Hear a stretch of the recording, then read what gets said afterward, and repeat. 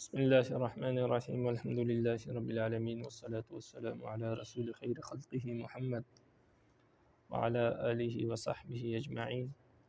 سبحانك لا علم لنا إلا ما علمتنا إنك أنت العليم الحكيم. ربي زدني علما ربي زدني علما ربي زدني علما ربي اشرح لي صدري ويسر لي أمري واحلل عقدة من لساني يفقه قولي. قیاس کے شرائط کا ذکر ہو رہا تھا۔ قیاس کی 8 شرطیں ہیں، جن میں سے 3 اصل یعنی مقیس علیہ کے متعلق ہیں اور 2 شرطیں فرع یعنی مقیس کے متعلق ہیں اور 3 شرطیں جو ہیں وہ علت کے متعلق ہیں۔ تو مقیس علیہ اور مقیس یعنی اصل اور فرع کے متعلق جو شرطیں ہیں وہ ہم پڑھ چکے ہیں۔ یہاں سے ہم علت کے متعلق جو شرطیں ہیں ان کا ذکر کریں گے۔ تو سب سے پہلی شرط جو علت کے متعلق ہے وہ یہ ہے کہ وہ علت جو آپ اصل میں نکالیں گے، مقیس علیہ میں نکالیں گے، اور اس علت کی بنیاد پر آپ کسی دوسرے مسئلے کو اس پر قیاس کریں گے، تو وہ علت ایسی ہونی چاہیے جو حکم کے مناسب ہو۔ یعنی اس مسئلے کا جو حکم ہے، اصل کا جو حکم ہے، مقیس علیہ کا جو حکم قرآن حدیث نے بیان کیا ہے، تو آپ کوئی ایسی علت نکالے کہ وہ حکم اس علت سے میل کھاتا ہو، جوڑ کھاتا ہو۔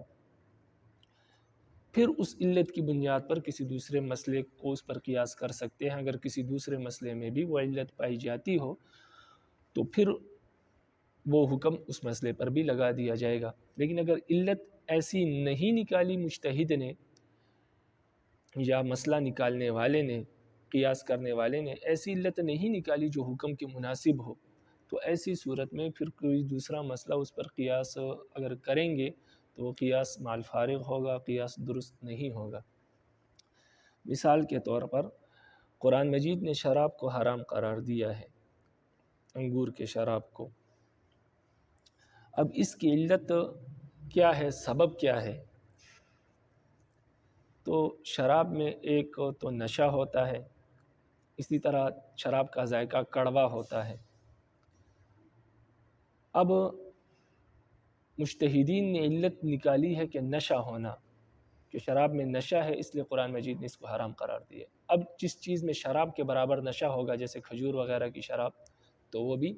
حرام ہے، کیونکہ دونوں کی علت ایک ہے، تو لہٰذا جو انگور کی شراب کا حکم ہے وہی کھجور کی شراب پر لگا دی۔ لیکن اگر کوئی یہ علت نکالے کہ شراب حرام ہے اس لیے کہ شراب کڑوی ہوتی ہے، تو اب جو بھی کڑوی چیز ہوگی اس میں بھی کڑواہٹ پائی جا رہی ہے، لہٰذا اس پر بھی شراب کا حکم لگا کر اس کو حرام قرار دیا جائے، تو یہ درست نہیں ہے۔ اس لیے، اور یہ سارا مسئلہ کہاں سے خراب ہوا؟ اس یہاں سے خراب ہوا کہ علت قیاس کرنے والے نے غلط نکالی۔ تو یہ مطلب ہے پہلی شرط کا کہ علت ایسی ہونی چاہیے جو حکم کے مناسب ہو۔ یعنی قرآن حدیث نے اس مسئلے کا جو حکم بیان کیا ہے، اصل اور مقیس علیہ کا جو حکم بیان کیا ہے، تو آپ اس اصل اور مقیس علیہ سے ایسی علت نکالے جو علت اس حکم بیان کردہ حکم کے مناسب ہو، موافق ہو، پھر اس علت کی بنیاد پر دیگر مسائل کو اس پر قیاس کریں، تو تب قیاس درست ہوگی۔ تو لہٰذا شراب میں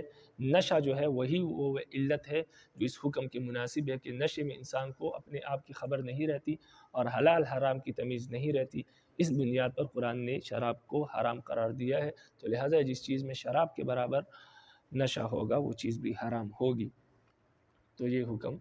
علت بالکل حکم کے مناسب ہے، تو لہٰذا علت ایسی ہونی چاہیے۔ تو علت کے متعلق شرطیں ہیں، تو اس لیے پہلی شرط یہ ہے کہ علت کے متعلق ایسی شرط ہے،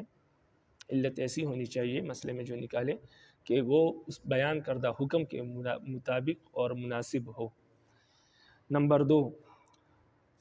وہ علت جو اصل اور مقیس علیہ میں قیاس کرنے والا نکالے، کیونکہ علت پہلے نکالیں گے پھر کسی دوسرے مسئلے کو قیاس کریں گے، تو اس لیے علت کا نکالنا بھی ضروری ہے قیاس کرنے کے لیے۔ لیکن قیاس کرنے والے کے لیے ضروری ہے کہ وہ علت ایسی نکالے، یہ دوسری شرط ہے، علت ایسی نکالے کہ جو علت ظاہر و خارج میں موجود ہو، محسوس ہو، غیر محسوس اور مخفی چیز کو علت نہ بنائیں۔ اگر غیر محسوس اور مخفی چیز کو علت بنائیں گے تو اس پر پھر کسی دوسرے مسئلے کو قیاس کرنا مشکل ہو جائے گا، بلکہ ناممکن ہو جائے گا، کیونکہ مخفی اور غیر محسوس چیز کا علم ہی نہیں ہوتا۔ تو جب علم ہی نہیں ہوتا تو اس کو علت بنا کر کسی دوسرے مسئلے کو اس پر قیاس کیسے کریں گے، کیونکہ کسی دوسرے مسئلے میں بھی وہ غیر محسوس چیز کا علم انسان کو ہو ہی نہیں سکتا۔ مثال سے آپ کو بات سمجھ میں آ جائے گی، جیسے کہ انسانی معاملات کے لیے، نکاح کے لیے، بیع و شراء کے لیے، دیگر معاملات کے لیے شریعت نے ایجاب اور قبول، علماء نے، مجتہدین نے ایجاب اور قبول کو علت بنایا ہے، سبب بنایا ہے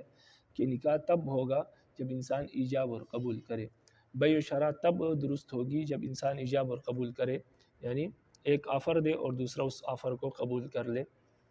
تو یہی ہوتا ہے انسانی معاملات میں، یہ علت ہے بیع و شراء کی، معاملات کی، نکاح وغیرہ کی۔ اس کو علت بنا کر دیگر مسائل کو اس پر قیاس کر سکتے ہیں، لیکن اس کے ساتھ ساتھ انسان کی دل کی رضا بھی ہوتی ہے۔ جب انسان کوئی معاملہ کرتا ہے، فریقین آپس میں معاملہ کرتے ہیں، تو دل میں کی رضامندی کا ہونا بھی ضروری ہے، لیکن دل کی رضامندی ایسی چیز ہے جو غیر محسوس ہے اور مخفی ہے، چھپی ہوئی چیز ہے، اس کا علم نہیں ہو سکتا۔ اب کوئی شخص معاملات کے لیے دلی رضا جوئی کو، دل کی رضامندی کو، قلبی رضامندی کو اگر کوئی شخص علت بنائے، یعنی معاملات تب جائز ہوں گے جب دلی رضامندی ہو، اس کو علت بنائے تو ضروری ہے دلی رضامندی، لیکن اس کو اگر علت بنائے تو کوئی دوسرا مسئلہ اس پر قیاس نہیں کر سکتے، اس لیے کہ دل کی رضامندی ایسی چیز ہے جو معلوم نہیں ہو سکتی۔ کیا معلوم انسان معاملہ کر رہا ہے، نکاح کر رہا ہے، بیع و شراء کر رہا ہے، لیکن دل سے وہ اس پر راضی نہیں ہے، تو اس لیے، اور زبان سے وہ اقرار کر رہا ہے، زبان سے وہ ایجاب کر رہا ہے یا قبول کر رہا ہے، جس مجبوری میں بھی کر رہا ہے، لیکن شریعت نے اس کے ظاہر کا اعتبار کیا، اس کے ظاہر کے مطابق حکم لگایا جائے گا اور اس کا معاملہ درست ہوگا۔ باقی دل کی رضامندی ایسی چیز ہے جو انسان جان ہی نہیں سکتا، وہ اللہ اور اللہ کے بندے کا معاملہ ہے، تو لہٰذا اس لیے ایسی چیز علت نہیں بن سکتی جو کہ مخفی ہو، غیر محسوس ہو۔ تو قیاس کرنے والے کو چاہیے کہ وہ اصل اور مقیس علیہ میں علت ایسی چیز کو بنائے، ایسی علت نکالے، ایسی چیز کو علت بنائے جو محسوس بھی ہو اور خارج میں پائی جاتی ہو، غیر محسوس اور مخفی چیز کو علت نہ بنائے۔ میں نے آپ کو مثال دے دی، وگرنہ قیاس کرنا مشکل بلکہ ناممکن ہو جائے گا۔ تیسری شرط جو علت کے متعلق ہے وہ یہ ہے کہ وہ علت جو قیاس کرنے والا اصل اور مقیس علیہ میں نکالے، وہ علت ایسی ہو کہ جو معین ہو اور سب انسانوں کے لیے برابر ہو،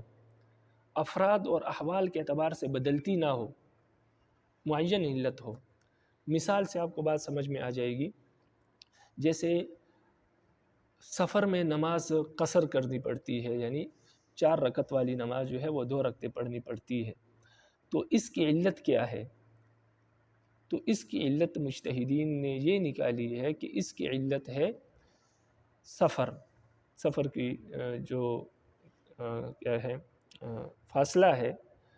وہ اس کی علت ہے، یعنی 48 میل یا 78 کلومیٹر جو ہے وہ اس قصر نماز کی علت ہے، یعنی سفر جو ہے وہ علت ہے قصر نماز کی۔ مشقت اس کی علت نہیں ہے۔ اب اگر کوئی شخص مشقت کو علت بنا لے کہ مشقت ہوگی تو جو ہے قصر پڑھیں گے، مشقت نہیں تو قصر نہیں پڑھیں گے، تو مشقت ایسی چیز ہے جو لوگوں کے اعتبار سے بدلتی ہے۔ کسی کے پاس اچھی سواری ہے، بہترین گاڑی ہے، تو اس کو کوئی مشقت نہیں، یا کوئی جہاز میں سفر کر رہا ہے تو کوئی مشقت نہیں، وہ کئی 100 میلوں کا سفر کرے تو اس کو کوئی مشقت نہیں، سینکڑوں میل کا سفر کرنے پر کوئی مشقت پیش نہیں آتی۔ تو اس لیے مشقت کو علت نہیں بنا سکتے۔ تو یہ مثال ہے، اس لیے بتایا کہ علت ایسی ہونی چاہیے جو معین ہو، تمام افراد کے لیے برابر ہو۔ اب سفر 48 میل یا 78 کلومیٹر سب کے لیے برابر ہے، جہاز کرنے والا بھی جب سفر کرے گا تو 48 میل یا 78 کلومیٹر جب ہوگی تو اس پر قصر ہوگی، اسی طرح گاڑی والا یا سواری والا یا پیدل جو بھی سفر کرے گا تو سب کے لیے برابر ہے، لیکن مشقت ایسی چیز ہے جس میں سارے برابر نہیں ہیں، کسی کو ہو رہی ہے، کسی کو نہیں ہو رہی، کسی کو بہت کم ہو رہی، کسی کو بہت زیادہ ہو رہی ہے۔ تو اس لیے قیاس کرنے والے کو چاہیے کہ ایسی علت نکالے مقیس علیہ میں، اصل میں، جس کو دوسرا مسئلہ اس پر قیاس کر سکے، تو علت ایسی ہونی چاہیے جو معین ہو، تمام افراد کے اعتبار سے برابر ہو۔ ایسی علت نہ نکالے جو افراد اور احوال کے اعتبار سے تبدیل ہوتی ہو، بدلتی ہوتی ہو۔ اب سفر 78 کلومیٹر ہے، وہ کسی کے لیے نہیں بدلتا، 78 کلومیٹر کا سفر کرے گا، اتنا فاصلہ طے کرے گا، چاہے جس چیز پہ مرضی طے کرے، تو اس کے لیے قصر کا حکم لگ جائے گا۔ اگر نہیں طے کرے گا، اس سے کم طے کرے گا، تو حکم نہیں ہوگا۔ اب تمام کے اعتبار سے 78 کلومیٹر برابر ہے۔ اب وہ جس چیز کے ساتھ ہی سفر کرے، پیدل کرے، سواری پر کرے، ہاں مشقت میں فرق آتا رہے گا، جو پیدل کرے گا اس کو زیادہ مشقت ہے، جو گاڑی میں کرے گا اس کو تھوڑی کم ہے، جو جہاز وغیرہ میں کرے گا اس کو اس سے کم ہے۔ تو مشقت کو علت نہیں بنا سکتے، اسی طرح سے دیگر چیزوں کو۔ تو یہ تو ایک مثال ہے، لیکن بہرحال قاعدہ یہ ہے کہ علت ایسی ہونی چاہیے جو معین ہو، منضبط ہو، افراد اور احوال کے اعتبار سے تبدیل نہ ہوتی ہو۔ اب آپ کتاب کو دیکھیں۔ علت سے متعلق شرطیں۔ نمبر 1، علت ایسا وصف ہو جو حکم کے مناسب ہو، یعنی اس سے کسی شرعی مصلحت کی تکمیل ہوتی ہو یا کسی مضرت سے تحفظ ہوتا ہو، جیسے قرآن نے خمر کو حرام قرار دیا ہے۔ نشہ ایسا وصف ہے جو حرمت کے حکم کے مناسب ہے، محض اس کا سیال ہونا یعنی اس کا مایہ ہونا یا ترش ہونا، کڑوا ہونا ایسا وصف نہیں ہے کہ اس کی وجہ سے حرمت کا حکم لگایا جائے۔ تو عبارت پڑھتے ہوئے میں کچھ الفاظ اپنی طرف سے اضافی لگاتا ہوں تاکہ آپ کو عبارت کا معنی سمجھنے میں آسانی ہو جائے۔ جیسے میں نے ایسا وصف ہے جو کہ حکم کے مناسب ہو، اس سے پہلے میں نے علت کا لفظ اپنے آپ سے لگایا تاکہ آپ کو سمجھ میں آ جائے کس چیز کے متعلق بات ہو رہی ہے۔ علت ایسا وصف ہو جو حکم کے مناسب ہو، تو اس سے معنی سمجھنے میں اور عبارت سمجھنے میں آسانی ہو جاتی ہے۔ تو آپ یہ نہ دیکھیں کہ یہ لفظ کتاب میں نہیں ہے، تو بے شک کتاب میں نہ ہو، لیکن میں جب عبارت کو پڑھوں تو اس میں ایسے الفاظ خود ہی اپنے آپ سے لگا لیتا ہوں تاکہ یہ عبارت سمجھنے میں آپ کو کیا ہو جائے، آسانی ہو جائے۔ نمبر 2، وہ وصف ظاہر اور محسوس ہو، یعنی علت ایسا وصف ہو جو کہ ظاہر اور محسوس ہو۔ جیسے معاملات کے لیے ایجاب اور قبول علت ہے کہ یہ ایک محسوس اور ظاہر وصف ہے۔ فریقین کی قلبی رضامندی کو معاملات کے منعقد ہونے کے لیے علت نہیں بنایا جا سکتا کہ یہ ایک مخفی اور غیر ظاہری طور پر اور ظاہری طور پر غیر محسوس بات ہے، یعنی ایک مخفی اور غیر محسوس بات ہے، تو لہٰذا علت ایسی ہونی چاہیے جو ظاہر ہو، محسوس ہو، خارج میں موجود ہو۔ غیر محسوس اور مخفی چیز علت نہیں بنا سکتے، اگر قیاس درست نہیں ہوگا۔ نمبر 3، علت ایسا وصف ہو جو کہ منضبط اور معین ہو، افراد و اشخاص اور احوال کے لحاظ سے بدلتا نہ ہو، یعنی افراد کے احوال سے اعتبار سے تبدیل نہ ہوتا ہو۔ جیسے نماز میں قصر کی علت سفر ہے، یعنی قصر نماز کے لیے جو علت ہے وہ سفر ہے، کہ سفر ایک متعین وصف ہے، سب کے لیے معین ہے کہ 78 کلومیٹر یا 48 میل سب کے لیے معین ہے، بس نہیں بدلتا کسی کے لیے بھی۔ اس کی علت مشقت کو قرار نہیں دیا جا سکتا، یعنی قصر نماز کی علت جو ہے مشقت کو قرار نہیں دیا جا سکتا کہ مشقت کا کوئی متعین اور محدود معنی نہیں ہے، یعنی کیونکہ مشقت معین چیز نہیں ہے، مختلف لوگوں کے لیے اور مختلف حالات کے اعتبار سے اس میں فرق واقع ہوتا رہتا ہے، کسی کے لیے مشقت زیادہ ہے، کسی کے لیے کم ہے، کوئی برداشت کر سکتا ہے، کوئی نہیں کر سکتا، اس لیے مشقت کو ہم جو ہے اور علت نہیں بنا سکتے۔ اور پھر مشقت کو اگر علت بنائیں گے تو کتنی مشقت ہونی چاہیے، اب اس کا بھی کوئی پیمانہ نہیں ہے جس سے ہم مشقت کی پیمائش کر سکے، اس کو جان سکے یا اس کو تول سکے، تو ایسا کوئی پیمانہ نہیں ہے ہمارے پاس کہ ہم مشقت کو علت بنائیں اور پھر کتنی مشقت ہونی چاہیے اس کو ہم جان سکیں۔ اس وجہ سے ایسی چیز کو علت نہیں بنا سکتے جو محدود اور متعین نہ ہو اور جس میں کیا ہو، فرق آتا ہو اور جس کو جاننے کا کوئی ذریعہ، کوئی آلہ موجود نہ ہو۔ لیکن سفر جو ہے وہ معین چیز ہے، معلوم ہو سکتی ہے، پیمائش کر کے معلوم ہو جاتا ہے 78 کلومیٹر یہاں تک ہے، 48 میل یہاں تک ہے، تو اس کا پیمائش کا آلہ ہے اور معین اور محدود چیز ہے۔ اس لیے علت ایسی چیز کو ہونا چاہیے جو کہ معین ہو، محدود ہو۔ مسالک علت، جہاں سے مصنف رحمہ اللہ اس بات کا تذکرہ کر رہے ہیں کہ علت کسی مسئلے میں علت کیسے معلوم ہو سکتی ہے۔ جب آپ مقیس علیہ میں یا اصل یا مقیس علیہ ایک ہی چیز ہے، وہ مسئلہ جو قرآن اور حدیث میں بیان ہوا ہے، اس میں جب آپ علت نکالیں گے تو علت کا پتہ کیسے چلے گا کہ اس مسئلے کی یہ علت ہے، اس مسئلے کا یہ سبب ہے۔ جیسے شراب کی علت نشہ ہے، شراب کے حرام ہونے کی علت نشہ ہے، تو یہ کیسے معلوم ہوگا کہ شراب کے حرام ہونے کی علت نشہ ہے؟ یا اس طرح دیگر چیزوں پر جو حکم لگایا ہے تو وہ کس بنا پر لگایا ہے، وہ علت اور سبب کیسے معلوم ہوگا، یا کن چیزوں سے علت اور سبب معلوم ہوتا ہے کسی مسئلے کا؟ تو جن چیزوں سے علت اور سبب کسی مسئلے کا معلوم ہوتا ہے یا قیاس کرنے والا علت نکالتا ہے کسی مسئلے کی، تو کن چیزوں سے نکالی جاتی ہے؟ تو جن چیزوں سے علت معلوم ہوتی ہے یا جن چیزوں کی بنا پر کسی مسئلے کی علت نکالی جاتی ہے، معلوم کی جاتی ہے، ان چیزوں کو مسالک علت کہتے ہیں۔ ان چیزوں کو مسالک علت کہتے ہیں، اور مسالک علت جو ہے وہ 3 ہیں۔ نمبر 1، نص، یعنی قرآن اور حدیث خود بیان کریں گے کہ کوئی مسئلہ بیان کر کے اس کے بعد خود بیان کیا ہوگا کہ اس کی یہ علت ہے۔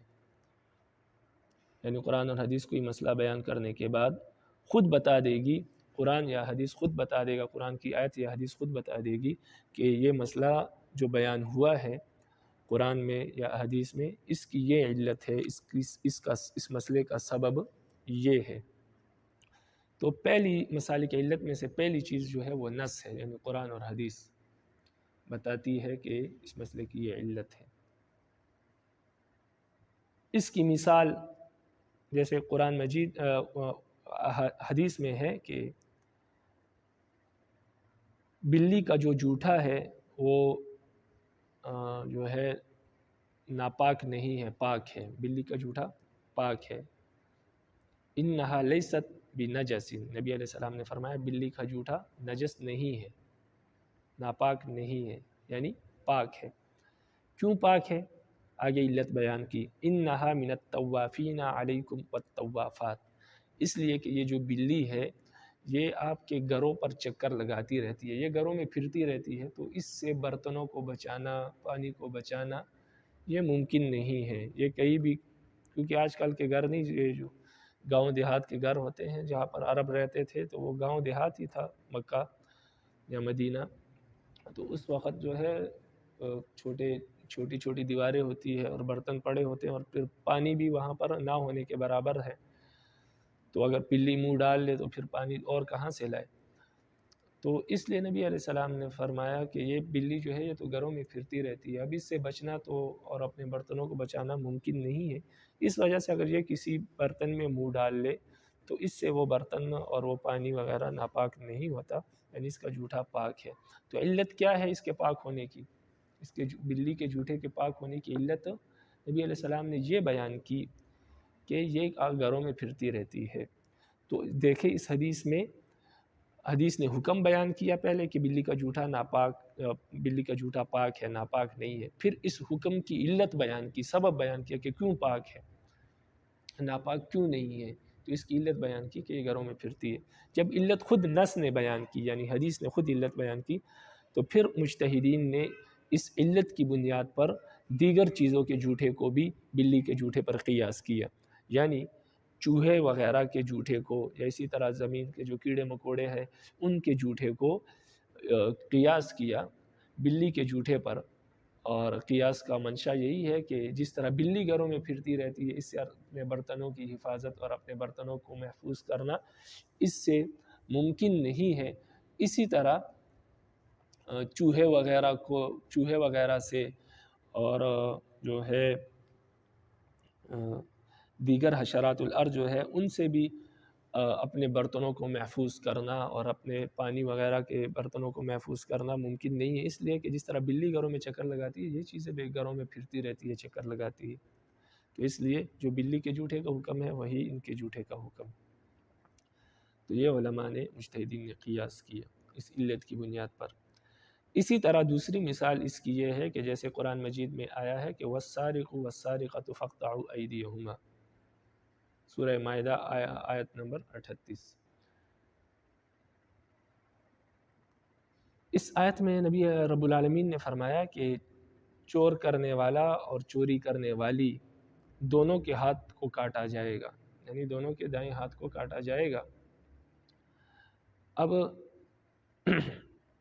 اس آیت میں ہاتھ کاٹنے کا حکم دیا رب العالمین نے کہ ہاتھ کاٹا جائے، اور ہاتھ کیوں کاٹا جائے اس کی علت خود بیان کر دی کہ اس کی علت چوری ہے، چوری کرنے والا، چوری کرنے والی، تو چوری کرنا یہ علت ہے ہاتھ کاٹنے کے لیے، تو ہاتھ کاٹنا حکم ہے اور چوری اس کی علت ہے۔ تو یہ بھی نص نے یعنی قرآن مجید کی آیت نے خود بتایا کہ ہاتھ کاٹنے کی علت کیا ہے، ہاتھ کاٹے جانے کا سبب کیا ہے، تو نص خود بتا دیتی ہے بعض اوقات کہ اس حکم کی علت یہ ہے، تو پھر اس پر دیگر مسائل کو قیاس کیا جاتا ہے۔ اب چوری کرنا یہ علت ہے ہاتھ کاٹنے کا، اب کسی دوسری چیز میں بھی چوری والا معنی پایا جائے یا اس سے زیادہ معنی پایا جائے، چوری سے زیادہ مزید اضافی چیز پائی جائے تو اس میں ہاتھ کاٹا جائے گا، لیکن اگر کوئی چوری ایسی ہے جو چوری سے کم ہے، کوئی کام ایسا ہے جو چوری سے کم درجے کا ہے، تو اس میں ہاتھ نہیں کاٹا جائے گا۔ اس کی مثال یہ ہے جیسے کہ جیب کترا ہے، اب جیب کترے کو الگ نام ہے عربی میں بھی اردو میں بھی، تو یہ چور نہیں ہے، لیکن چوری تو یہ ہے کہ انسان کا کوئی مال پڑا ہے آپ اٹھا کر اس کو چوری کر لیں، انسان موجود نہ ہو، لیکن جیب کترا تو انسان کے موجود ہوتے ہوئے، بیدار ہوتے ہوئے اس کے جیب سے چیز کو یا جیب کاٹ کے چیز نکال لیتا ہے، تو اب اس میں چوری والا معنی زیادہ پایا جا رہا ہے، تو لہٰذا جیب کترے کا جو ہاتھ ہے وہ کاٹا جائے گا، کیونکہ مال محفوظ کو اٹھانا، کسی نے مال اپنی محفوظ جگہ رکھا ہے آپ وہاں سے اٹھائے تو اس کو چوری کہتے ہیں، لیکن انسان خود موجود نہیں ہوتا، لیکن جیب کترا تو انسان بیدار ہوتا ہے اور مال بھی محفوظ جگہ رکھا ہوتا ہے اپنی جیب میں، وہاں سے یہ نکال لیتا ہے، تو اس میں تو چوری والے چوری سے زیادہ معنی پایا جا رہا ہے۔ چوری تو ہر بندہ کر سکتا ہے، لیکن جیب کترا ہر بندہ نہیں بن سکتا، اس کے لیے خاص ٹریننگ ہوتی ہے، تو اس میں چوری والا معنی زیادہ پایا جا رہا ہے۔ جب اس میں معنی زیادہ پایا جا رہا ہے، یہ علت زیادہ پائی جا رہی ہے، تو جیب کترے کا ہاتھ بھی کاٹا جائے گا۔ لیکن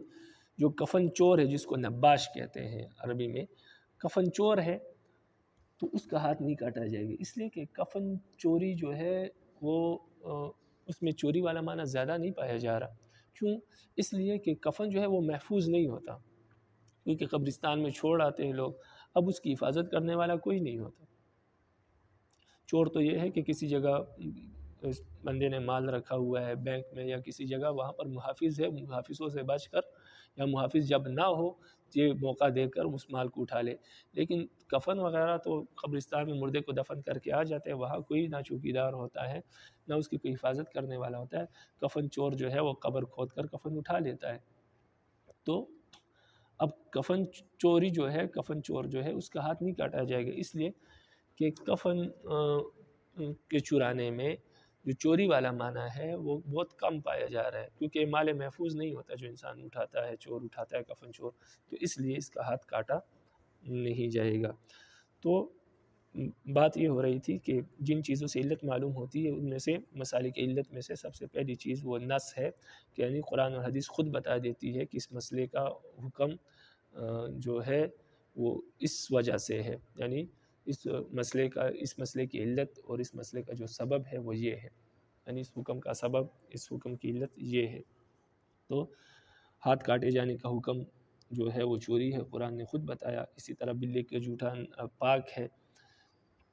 یہ حکم ہے بلی کے جھوٹے کا۔ اب اس کی علت کیا ہے؟ حدیث نے خود بتا دی کہ بلی جو ہے گھروں میں پھرتی رہتی ہے، تو اب یہ علت بتا دی، اب اس علت کی بنیاد پر دیگر مسائل کو اس پر قیاس کر سکتے ہیں۔ دوسری چیز جس سے علت کا علم ہوتا ہے، کسی مسئلے کی علت کا یا کسی حکم کی علت کا، مسئلہ یا حکم جو مرضی کے ایک ہی چیز ہے، ایک تو نہیں ہے لیکن بہرحال سمجھنے کے لیے، آسانی کے لیے آپ جو سمجھیں مسئلہ کہے یا حکم کہے، تو مسئلے یا حکم کی جو علت ہے وہ جو معلوم ہوتی ہے اس میں دوسری چیز کیا ہے؟ اجماع ہے، یعنی دوسری چیز جس سے کسی مسئلے یا حکم کی علت معلوم ہوتی ہے وہ اجماع ہے، یعنی مسالک علت میں سے دوسری چیز اجماع ہے۔ بعض اوقات مجتہدین کی اجماع سے معلوم ہو جاتا ہے کہ اس مسئلے کی یا اس حکم کی علت یہ ہے، جیسے کہ ولی کو مال میں ولایت کا حاصل ہو جانا، اس کی علت ہے نابالغ ہونا۔ کوئی شخص کسی کا ولی ہے، یعنی کسی کا بھائی ہے یا والد ہے، اب اس کا بیٹا یا اس کا جو بھائی ہے وہ چھوٹا ہے، نابالغ ہے، تو اس شخص کو اس نابالغ کے مال میں ولایت حاصل ہوگی کہ یہ اس کے مال میں اس کے فائدے کے لیے تصرف کر سکتا ہے، اس مال سے کاروبار کر سکتا ہے، اس بچے کے لیے کھانے پینے کے انتظام کر سکتا ہے، یہ ولایت فی المال ہے۔ تو مال میں ولایت حاصل ہونے کی جو علت ہے وہ مالک کا نابالغ ہونا ہے، جس کا مال ہے، یعنی جو مال ہے بچے کا، وہ بچہ مالک ہے اس مال کا لیکن وہ بچہ نابالغ ہے، تو مالک کا نابالغ ہونا ولایت فی المال کی علت ہے۔ ولی کو مال کی ولایت ملنا، اس کی علت یہ ہے کہ مالک جو ہے وہ نابالغ ہو۔ تو نابالغ ہونا، ولایت حاصل ہونے کی علت کیا ہے؟ مالک کا نابالغ ہونا۔ تو اب ہمیں معلوم ہو گیا کہ نابالغ ہونا ولایت حاصل ہونے کے لیے علت ہے۔ تو اس پر دیگر مسائل کو بھی قیاس کیا ہے حنفیہ نے، اور وہ یہ ہے کہ لڑکی نابالغ ہے یا لڑکا نابالغ ہے، تو اب اس کا جو والد ہے یا بڑا بھائی ہے ان کو ولایت حاصل ہوگی کہ وہ اس لڑکا یا اس لڑکے یا لڑکی کا جو ہے وہ نکاح کر لے ان کی اجازت کے بغیر، کیونکہ جب مال میں ولایت حاصل ہے بغیر جو ہے ان کی اجازت کے، تو اب ان کے نکاح میں بھی اس کو ولایت حاصل ہے کہ بغیر۔ پھر اس میں فرق ہے کہ والد نے اگر نکاح کیا تو بالغ ہونے کے بعد اختیار نہیں ہے، لیکن والد کے علاوہ کسی اور نے اگر نکاح کیا ہے، یعنی والد یا دادا نے نکاح کیا ہے بچپن میں، تو پھر بالغ ہونے کے بعد لڑکا لڑکی کو اختیار ہے کہ وہ نکاح، والد یا دادا نے اگر نکاح کیا تو بالغ ہونے کے بعد لڑکا یا لڑکی کو اختیار نہیں ہے کہ اس نکاح کو فسخ کرے، ختم کرے، لیکن دادا یا والد کے علاوہ کسی اور نے نکاح کیا ہے تو ایسی صورت میں پھر بالغ ہونے کے بعد اس کو اختیار حاصل ہوتا ہے کہ وہ اس نکاح کو ختم کرے۔ تو یہ فرق ہے، لیکن بہرحال یہاں پر صرف علت معلوم ہونے کی بات ہو رہی ہے، تو یہاں پر اجماع نے بتایا کہ اس مسئلے کی علت یہ ہے، یعنی ولایت حاصل ہونے کی علت یہ ہے کہ مالک نابالغ ہو۔ تو جب مالک کا نابالغ ہونا بھی ولایت فی المال میں علت ہے، تو اسی طرح ولایت فی النکاح میں بھی نابالغ ہونا علت ہے، اور کوئی نابالغ ہے تو ولی اس کا نکاح پڑھا دے۔ لیکن اس سے یہ بات معلوم ہو گئی کہ لڑکی اگر بالغ ہے یا لڑکا اگر بالغ ہے تو پھر کسی کو یہ اختیار نہیں ہے کہ ان کی اجازت کے بغیر ان کا نکاح کرائے یا بغیر ان کی اجازت کے ان کا نکاح پڑھوائے یا ان کی مرضی کے بغیر ان کا نکاح کہیں کر دے، تو یہ ان کو اجازت نہیں ہے۔ اگر وہ راضی نہیں ہے تو یہ نکاح کسی صورت میں جائز نہیں ہوگا۔ لیکن اب دل کی رضامندی کا علم تو اللہ کے سوا کسی کو نہیں ہے۔ اگر وہ زبان سے کہہ دے کہ میں راضی ہوں تو پھر ٹھیک ہے، لیکن اگر وہ زبان سے انکار کر دے، رضامندی کا اظہار نہ کرے، تو پھر وہ نکاح کسی صورت میں نہیں ہو سکتا، بے شک 100 مرتبہ اس کو پڑھایا جائے۔ نمبر 3، تیسری چیز جس سے کسی مسئلے یا حکم کی علت معلوم ہوتی ہے وہ ہے مجتہد کا اجتہاد۔ بعض اوقات اجتہاد بتاتا ہے کہ اس مسئلے کی یہ علت ہے، یعنی مجتہد اپنے رائے اور اجتہاد سے یہ بات طے کرتا ہے اور متعین کرتا ہے کہ اس مسئلے کی یہ علت ہے۔ جیسے شراب کی علت مجتہدین نے اپنے رائے سے نکالی کہ شراب کی حرام ہونے کی علت نشہ ہے، تو یہ آسان مثال ہے، آپ اس کو ذہن میں رکھیں۔ باقی مصنف نے ایک مثال دی ہے، مصنف نے مثال یہ دی ہے جیسے کہ سود ہے، حدیث میں 6 چیزوں کے متعلق سود کی حرمت کا ذکر حکم آیا ہے، اور وہ 6 چیزیں یہ ہے: سونا، چاندی، جو، آٹا، کھجور اور نمک، کہ یہ 6 چیزیں اگر بیچی جائے آپس میں تو اس میں کمی بیشی نہ ہو، سونا سونے کے بدلے میں ہو تو بالکل برابر سرابر ہو، آٹا آٹا کے بدلے میں ہو تو بالکل برابر سرابر ہو، اگر اس میں کمی بیشی ہوگی یا ادار ہوگا تو یہ سود کہلائے گا۔ اب دنیا میں اس کے ماسوا بھی اور بہت ساری چیزیں پائی جاتی ہیں، تو اب ان چیزوں میں سود ہوتا ہے یا نہیں ہوتا، کیونکہ حدیث نے تو 6 چیزیں بیان کی. تو اب مجتہدین کو، علماء کو یہ ضرورت پڑی کہ وہ ان 6 چیزوں سے کوئی، یا اس حدیث سے ان 6 چیزوں سے کوئی علت نکالے، جس علت کی بنیاد پر وہ دوسری چیزوں میں بھی کیا کرے، سود کا حکم لگا سکے. تو ان 6 چیزوں کو دیکھ کر احناف نے یہ علت نکالی کہ ان 6 چیزوں میں سے 2 چیزیں ایسی ہیں، سونا اور چاندی جو ہے کہ یہ 6 چیزوں میں سے حدیث بتاتی ہے کہ 6 چیزوں میں جنسیت ہونی چاہیے، دونوں آپس میں بیچے جانے چاہیے، ایک دوسرے کے ساتھ اس کا تبادلہ ہو. تو انہوں نے کہا کہ جنس ایک ہو. جب 2 چیزوں کی جنس ایک ہو اور ساتھ جب دیکھا دوسری چیز، تو دوسری چیز ان 6 چیزوں میں مشترک جو نظر آئی وہ یہ ہے کہ اتحاد قدر ہو، یعنی ایسی چیز ہو جو تول کر یا وزن کے ذریعے سے بیچی جاتی ہو. تو اب احناف نے یہ اس حدیث سے ان 6 چیزوں سے سود کی یہ علت نکالی کہ جب 2 چیزوں میں جنس ایک ہو، یعنی دونوں ایک ہی چیز ہو اور چیز بھی ایسی ہو کہ جو تول کر بیچی جاتی ہو، تول کر بیچی جاتی ہو، تو اس میں یہ ہے کہ اگر وہ آپس میں بیچی جائے تو برابر سرابر ہونی چاہیے. اگر برابر سرابر نہیں ہوگی تو اس میں جو ہے سود لازم آئے گا. اب ٹماٹر ہے، پیاز ہے، تو یہ تول کر بیچے جاتے ہیں، حدیث میں اس کا ذکر نہیں ہے. اب ٹماٹر ہے، ٹماٹر کو ٹماٹر کے بدلے میں بیچا جائے تو 2 کلو کے بدلے میں 2 کلو آئے گا. اگر 1 کلو کے بدلے میں 2 کلو آئے تو یہ سود ہوگا، تو یہ سود ہوگا. کیونکہ احناف نے کیا علت نکالی کہ جنس بھی ایک ہو، دونوں ایک ہی چیز ہو اور دونوں تولنے سے تعلق رکھتی ہو، کیونکہ ٹماٹر تول کر دی جاتی ہے، بیچے جاتے ہیں، تو لہٰذا اب اس میں سود آئے گا. لیکن جو چیزیں تول کر نہیں بیچی جاتی اس میں بے شک جنس ایک ہو تو اس میں سود نہیں آئے گا. جیسے مثال کے طور پر گاڑی ہے، ایک گاڑی کے بدلے میں کوئی شخص 2 گاڑیاں لے لے تو کوئی سود نہیں ہے، کیونکہ یہ چیزیں ایسی نہیں ہے جو تول کر بیچی جاتی ہے. تو بعض اوقات ایسا ہی ہوتا ہے کہ ایک گاڑی کی قیمت 2 بلکہ 3 گاڑیوں سے زیادہ ہوتی ہے، جو اس کے مقابلے میں کمزور گاڑیاں ہوتی ہے یا کوئی دوسرے ماڈل کی ہوتی ہے، تو اس لیے ان چیزوں میں سود نہیں ہے. لیکن ٹماٹر کو ٹماٹر کے بدلے میں، پیاز کو پیاز کے بدلے میں، تو 1 کلو کے بدلے میں 2 کلو نہیں لے سکتے، کیونکہ یہاں دونوں چیزیں پائی جا رہی، اتحاد جنس بھی ہے اور اتحاد قدر بھی ہے.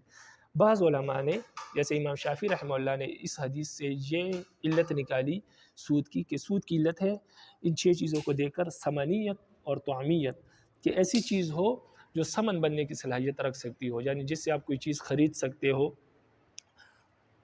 جیسے سونا اور چاندی سے آپ چیزیں خرید سکتے ہو، پہلے سونا اور چاندی درہم دنانیر سے چیزیں خریدی جاتی تھی، تو اس کو کہتے ہیں ثمنیت. اور نمبر 2 طعمیت، باقی 4 چیزیں کھانے پینے کی ہے. تو امام شافعی رحمہ اللہ کے نزدیک ہر وہ چیز جس سے آپ کوئی چیز خرید سکتے ہو، جیسے پاؤنڈ ہو گیا، ڈالر ہو گیا، روپیہ پیسہ ہو گیا، اس میں سود ہوگا اگر جنس میں تبادلے میں کمی بیشی ہے. اور اسی طرح طعمیت، ہر وہ چیز جو کھانے کے متعلق ہو، کھانے سے تعلق رکھتی ہو، اس کو اگر اس کے بدلے میں بیچا جائے تو اگر اس میں کمی بیشی ہوگی تو اس میں سود لازم آئے گا. امام شافعی رحمہ اللہ کے نزدیک یہ علت ہے. امام مالک رحمہ اللہ نے اس کی علت نکالی ہے اقتیاط اور ادخار. یہ زال لکھا ہوا ہے لیکن یہ ادخار ہے، ادخار ہے یعنی ذخیرہ اندوزی. تو امام مالک رحمہ اللہ نے جب ان 6 چیزوں کو دیکھا تو انہوں نے کہا کہ ان میں سے 4 چیزیں تو ایسی ہے جو غذا بننے کی صلاحیت رکھتی ہے، احتیاط. تو انہوں نے کہا ایک علت تو اس کی سود کی احتیاط ہوگی. ہر وہ چیز جو غذا بننے کی، کھانے کی صلاحیت رکھتی ہے، وہ اس کا اگر کھانے والی چیز سے تبادلہ ہوگا، جنس ایک ہوگی دونوں کی. جیسے اس کی مثال بھی آپ ٹماٹر، مالٹا، کوئی بھی چیز لے لو جو غذا بننے کی صلاحیت رکھتی ہے، وہ کہتے ہیں اگر اس کو اسی کے بدلے میں بیچا جائے گا تو کمی بیشی کیا ہے، حرام ہے، اس لیے کہ سود ہے، کیونکہ احتیاط اس کی علت ہے. اور دوسری چیز ادخار ہے کہ وہ کیا ہے، ذخیرہ ہو سکتی ہو. جو چیز ذخیرہ نہیں ہو سکتی امام مالک رحمہ اللہ کے نزدیک اس میں سود نہیں ہو سکتا. اب ان کے نزدیک، امام مالک رحمہ اللہ کے نزدیک، ٹماٹر میں سود نہیں ہو سکتا کیونکہ وہ ذخیرہ نہیں ہو سکتی، وہ ذخیرہ کریں گے خراب ہو جائے گی.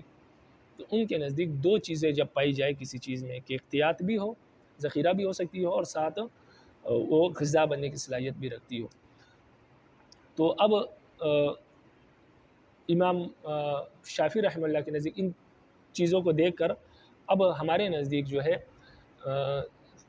سریا میں، لوہے میں ٹماٹر میں دونوں چیزوں میں سود اگر کمی بیشی ہوگی تو لازم آئے گا، کیونکہ لوہے کو لوہے کے بدلے میں کمی بیشی کے ساتھ بیچا جائے گا تب بھی سود ہے، اس لیے کہ ہمارے نزدیک اس میں دونوں چیزیں پائی جا رہی ہیں، ایک تو جنس بھی ایک ہے، لوہا لوہے کے بدلے میں ہے، اور دوسرا یہ ہے کہ تو لوہا تول کر بیچا جاتا ہے، تو قدر بھی ہے،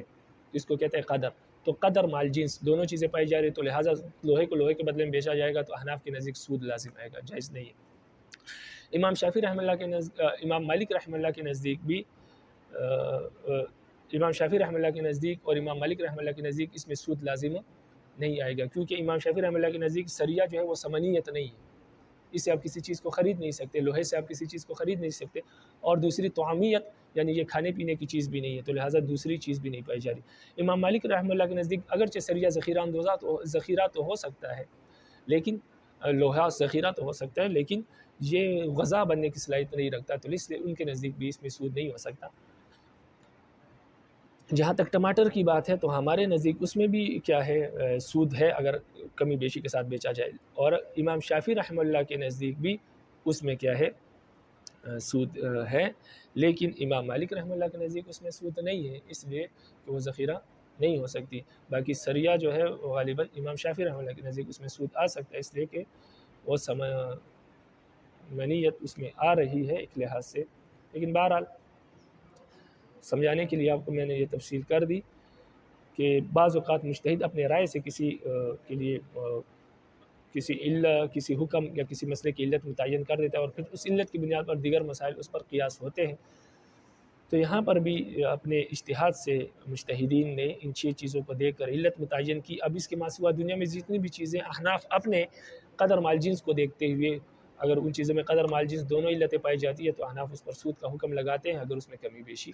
ہوگی، اسی طرح شوافی بھی اور مالکیہ بھی۔ تو بہرحال مسائل کی علت 3 ہے، نص، اجماع اور اجتہاد۔ اب آپ کتاب کو دیکھ کے فرماتے ہیں مسائل کی علت، کسی بھی منصوص حکم کی علت جن ذریعوں سے جانی جاتی ہے ان کو مسائل کی علت کہا جاتا ہے۔ مسائل کی علت بنیادی طور پر 3 ہے، نص، اجماع اور اجتہاد۔ نمبر 1، نص سے علت کا حکم۔ نمبر 1، نص میں کبھی صراحتاً حکم کی علت بتا دی جاتی ہے، جیسے آپ صلی اللہ علیہ وسلم نے بلی کے جھوٹے کے متعلق فرمایا انہا لیست بنجس انہا من الطوافین علیکم والطوافات، بلی کا جھوٹا ناپاک نہیں ہے اس لیے کہ وہ آپ کے اوپر گھروں میں طواف کرنے والی ہے۔ یہ حدیث ترمذی میں باب ما جاء فی سور الحرہ جلد نمبر 1 صفحہ نمبر 27 پر موجود ہے۔ یہاں اس حدیث میں بتایا گیا ہے کہ اس حکم میں تخفیف کی علت طواف ہے، یعنی طواف بلی گھروں میں پھرتی ہے، اسی پر فقہا نے چوہے وغیرہ یا حشرات الارض کو بھی قیاس کیا ہے۔ نمبر 2، دوسری مثال والسارق والسارقۃ فاقطعوا ایدیہما، چوری کرنے والے مرد اور چوری کرنے والے عورت کے ہاتھ کو کاٹو، سورہ مائدہ آیت نمبر 38۔ اس میں گویا یہ صراحت نہیں کہ سرقے کی وجہ سے ہاتھ قطع ید کا حکم ہے، مگر سارق چوری کرنے والے اور چوری کرنے والے پر قطع ید کا حکم لگا کر اس کی طرف اشارہ کر دیا کہ ہاتھ کاٹے جانے کا جو حکم ہے اس کی علت چوری ہے۔ نمبر 2، اجماع سے علت کا حکم۔ اس بات پر اجماع ہے کہ مال پر ولایت حاصل ہونے کی علت نابالغی ہے، یعنی بالغ کا نابالغ ہونا ہے، بالغ کے مال میں اس کے ولی کا بلا اجازت کے تصرف نہیں کر سکتا، یعنی بالغ کے مال میں ولی اس کی اجازت کے بغیر تصرف نہیں کر سکتا۔ اس پر نکاح کو قیاس کیا جائے گا کہ بالغ کا نکاح اس کی اجازت کے بغیر ولی نہیں کر سکتا، اور بالغ لڑکی پر بھی ولی کو ولایت نکاح باقی نہیں رہتا۔ ہاں جب تک نابالغ ہے لڑکا لڑکی تو ولی کو ولایت نکاح حاصل ہے، بالغ کے پر ولایت نکاح حاصل نہیں۔ نمبر 3، اجتہاد کے ذریعے علت کا حکم، یعنی اجتہاد کے ذریعے علت کا حکم کا علت معلوم کرنا۔ کبھی علت کی تعین مجتہد اپنے رائے اور اجتہاد سے کرتا ہے، جیسے آپ صلی اللہ علیہ وسلم نے سونا، چاندی، جو گیہوں کہتے ہیں آٹے کو، اور کھجور اور نمک میں سود کو حرام قرار دیا۔ اس میں احناف نے اتحاد جنس اور اتحاد قدر کو علت قرار دیا ہے، یہ میں نے آپ کو تفصیل بتا دی۔ بعض نے یعنی امام شافعی رحمہ اللہ نے ثمانیت اور طعمیت کو، اور بعض یعنی امام مالک رحمہ اللہ نے اختیار اور ادخار کو، اور جن اموال میں یہ علت جمع ہو ان میں سود کو حرام کہا ہے۔ ان حضرات نے اپنی علت کی بنیاد پر، یہاں فقہا نے اپنی اجتہاد سے علت متعین کی ہے۔ تمرین، نمبر 1، قیاس کے لیے کل کتنی شرطیں ہیں؟ نمبر 2، غلط کو صحیح کرو، مقیس علیہ سے متعلق علت سے متعلق 13 اور مقیس سے متعلق 2 شرطیں ہیں۔ نمبر 3 مقیس علیہ سے متعلق کیا کیا شرطیں ہیں، یعنی کون کون سی شرطیں۔ نمبر 4 کون سے احکام تعبدی ہے کہ ان پر کسی اور کو قیاس نہیں کیا جا سکتا۔ مقیس سے متعلق کیا کیا شرطیں ہیں، علت سے متعلق کیا کیا شرطیں ہیں، مثالوں سے واضح کریں۔ مسالک علت کن کن کو کہتے ہیں اور وہ کیا کیا ہے۔ نمبر 8 اجماع سے علت حاصل کرنے کی مثال بتائے۔